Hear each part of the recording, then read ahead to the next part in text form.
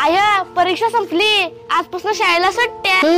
म्हणजे आता महिनाभर उन्हात बोंबलं थेंडायला मोकळा आहे का नाही? पाड बिड पाठ करायचं महिनाभर चांगलं 30 पर्यंत. आता हे आय गप बस जरा, आज सुट्ट्या लागल्या ती. 2-4 दिवसांनी मी मामाच्या गावाला जाणार आहे बघ. जायच तर जावा. आता काय पोटाला आणि मी खातोस का मामाकडे जाऊन खाणार आहेस? चला. ए अक्षय दादा. काय रे? अरे तुझी जुनी पुस्तकं असतील तर दे की मला. हा देतो, पण निम्म्या किमतीनं. आणि गाईड पण आहे माझ्याकडे. बरं तू दे पुस्तकं, मी आईकडनं पैसे घेऊन नंतर देतो. ही घे. आणि गाईड सापडून झाले नंतर शोधून देतो. आय काय रेजा? हे बघ अक्षय दादाकडनं जुनी नवीची पुस्तकं आणल्यात मी. अक्षय नवीला होता वे बाई, त्यानं तुला दिली वे पुस्तकं त्याची?